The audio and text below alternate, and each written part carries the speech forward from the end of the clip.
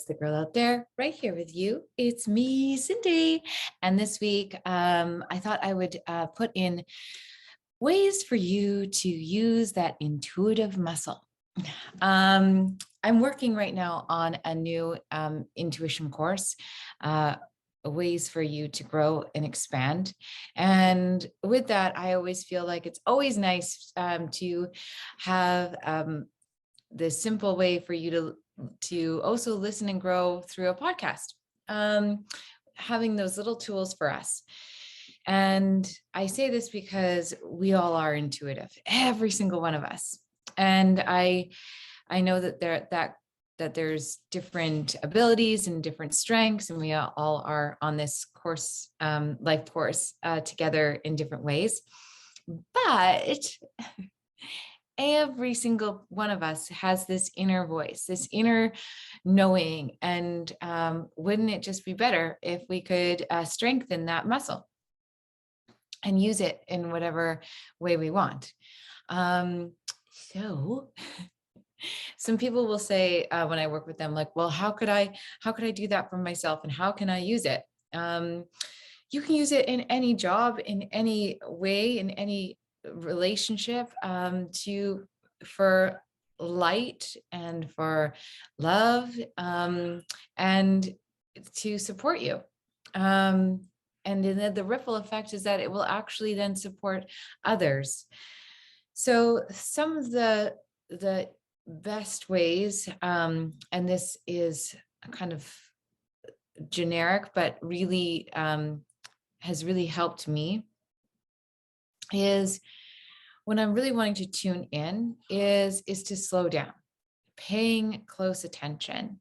We're in a world where we are so busy that when we're able to just slow down, that's when the awareness comes.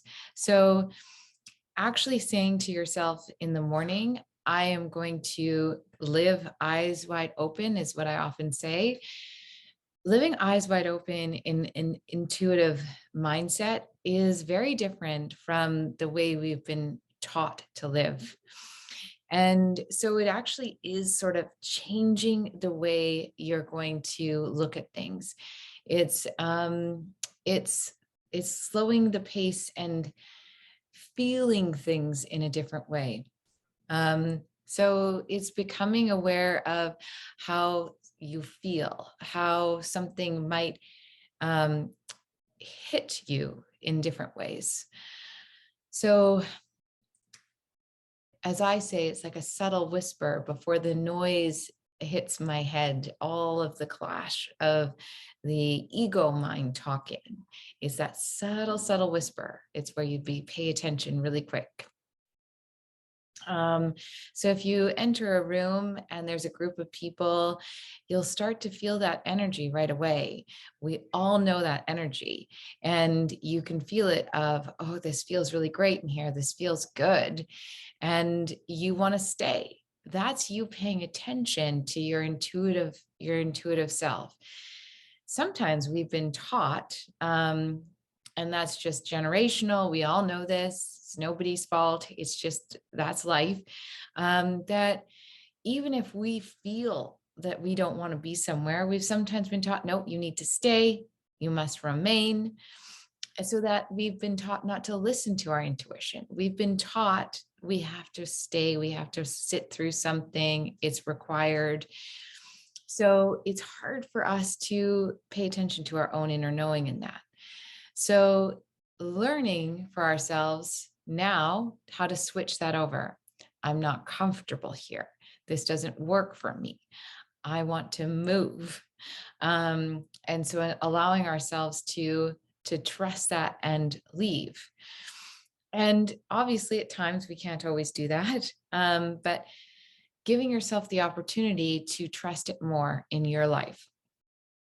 And even if you can't leave, let's say for some reason, at least acknowledging that you feel it, acknowledging that you're right about the feeling, even if for some reason you can't leave, so that you at least know, I feel you, I hear you. Right now I'm not able to go, but I'm going to leave soon.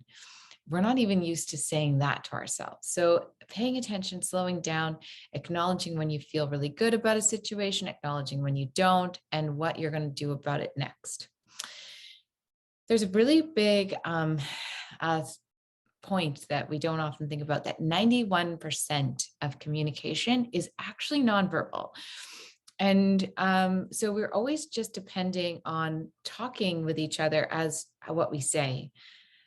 91% of communication is not that.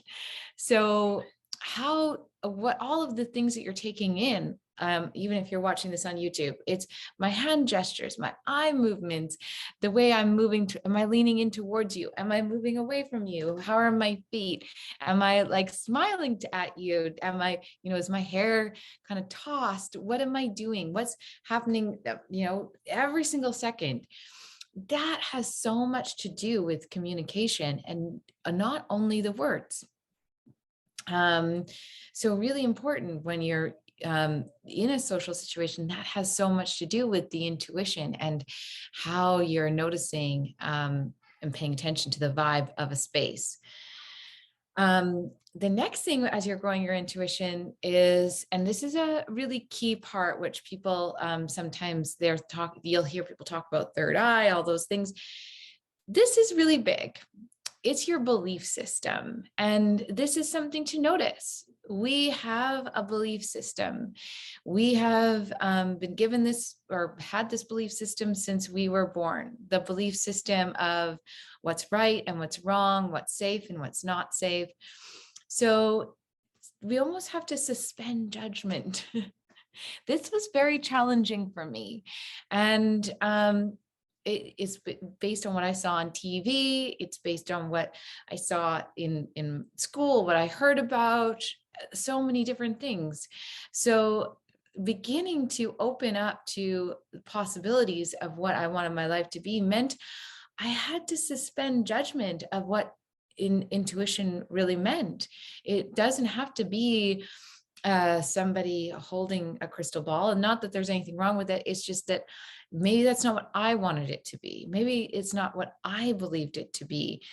And the scariness that I associated with, or the term crazy, I needed to reframe things for myself. And I needed to look at things differently in order to understand what was happening for me and understand what energy's like, and come in with an open mind and the ability to see there is so much more in this space and world that I didn't even realize. And understand what beliefs I was holding. I still know there are so many beliefs I hold, and I have to look at those beliefs as to why am I holding that? Why am I holding so firm to that? What is it stopping me from? And what could I change and alter to have more love in my life, more light in my life, more capacity for more? And I am aware of that. And that will open my intuition, open magic, open opportunities. So for everybody, I say that to look at, if you're looking at this in your own life, what are you holding back from? What belief systems do you have? This has been a big thing for me for the last 7 years. And every year I see more and more and more what I was believed and what I've had to alter and what I've had to change. This is huge. This next one, writing down your dreams. I always say this on here is I'm not a big dreamer. I'm a big daydreamer, but I'm not a big dreamer. And but I do see dream intuitives and how much our subconscious awakens while we sleep.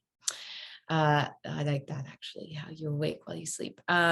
And so to be aware that while you sleep, you are processing so much, you are creating so much, you are the magic in your dreams. So the more you then consciously write, you are putting pen to paper, and you don't even really need to think about it. You don't need to try to construct or make sense of it.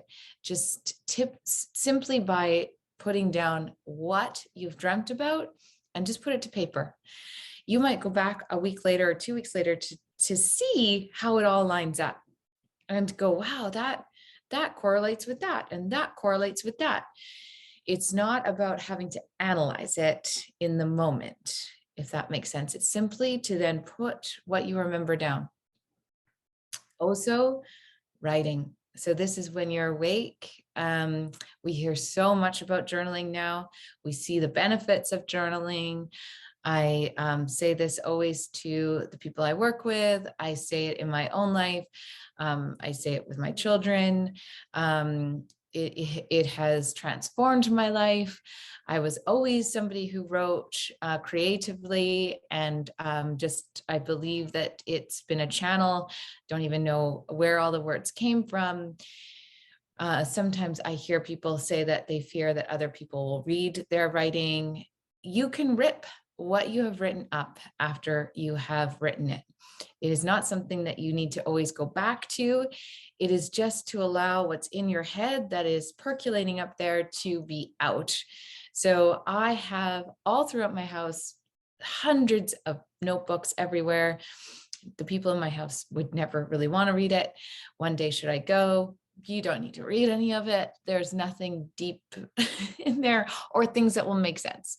Most of it is nothing there. I often will go back to things I've written years ago, and kind of, to me, it's interesting to kind of take a deep dive, but truly it's nothing that would make sense to other people. But having written it out after a day, it does clear the mind. A great idea is for you at the start of the day is to write, what should I know today? And start your day with that as a journal prompt in your day. What should I know today? And then just begin to write.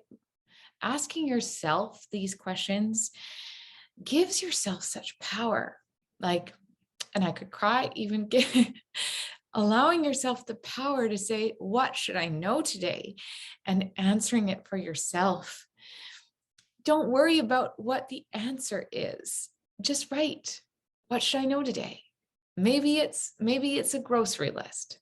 Maybe it is something extremely powerful. But going to yourself for the answer, you have it. It's there. These tools and these muscles that you are starting to create are so valuable. And as you see, honor your emotions, be with them. It's okay when you feel, and sit with it. I feel immensely, and I feel because as soon as I think of other people honoring themselves, it feels amazing, which is why I cry. And maybe that's a lot, but I can feel the emotions of others, and it's amazing to me. So as you step within yourself, do not be afraid of those tears, or do not be afraid if anger comes. We have these emotions, and sometimes if we put them somewhere and think, I don't want to feel that anger, I don't want to feel that rage, it is supposed to have a space. And the more we allow it to simply come out and then feel it, it doesn't need to come out in the same way. You'll writing about it, talking about it, having a safe place to share that you have it, rather than numbing it or refusing to see it. Allow it a place, allow it a space. And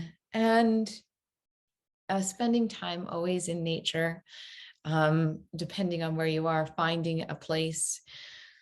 It is such a beautiful way, putting your feet in the sand, putting your feet in the dirt, allowing yourself to hear the birds, allowing yourself that pause. It is a reset. It's a beautiful reset. And while you're there, asking yourself questions, We are so quick to always ask others. So the same as asking yourself these questions to others, it's the same as asking, the question of what should I know today? Going into nature and just saying, like, if you're running through a question of wanting to, get, sorry, now I'm having, if you're running through questions that just don't seem to get answers, sit quietly with yourself. You ask up. I say this to people a lot. It's just ask up. Ask up, meaning to your higher self, to the energy that is around you, that is there. This energy is there to support you. And another one that I know people hear about all the time is meditation. I know to some people, this is something that people avoid. And I will always nudge for people that the thing that you are avoiding is probably the thing to welcome in. And whether that is journaling, meditating, whether it is, a person, well, we sometimes avoid people, but sometimes those things that make you uncomfortable, I would say, ask yourself why it's making you uncomfortable. Perhaps that is a lesson for you to learn. Perhaps it's going to be your greatest gift. So welcome it in. I always said, I can't meditate. I don't want to meditate. I pushed it away. And now it is my most favorite thing to do every single morning. And I adore it. I welcome a space. I will say that now my children both meditate too. And I can see the difference in all of us because of it. And it is a very calming space because of it. That is not to say that I do not get angry. It's not to say that I do not get sad. I have every single emotion and I am fine with that. But I feel more balanced and I can see more because of it. I truthfully believe that we do require all emotions. There's so those are some ways for you to kind of connect back to yourself, this intuitive space that we all have.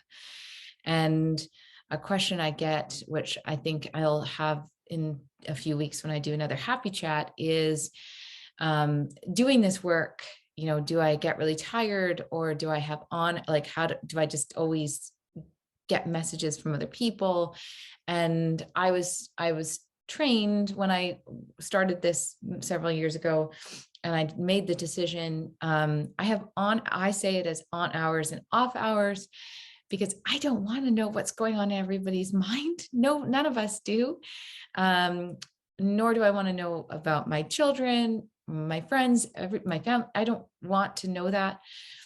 And I believe there's boundaries for myself, boundaries for what I want to pick up from my own health and well-being, and for you as well. So if you're beginning to look at you doing this as a practice for yourself, choose who you want to work with, choose a mentor that feels right to you about that sort of thing, bringing in things that are from light and love and boundaries, so that we can live a healthy, balanced human life. And so that, I designate hours where at 9 a.m. I am on, and I clear and purge, clear, clean, and I am off again. So that if I am with my friends, I am with my friends. If I'm with my children, I'm with my children. And there is that balance. So those are just a few things to pick up on, ways to tune into your intuitive mind. Happy Friday.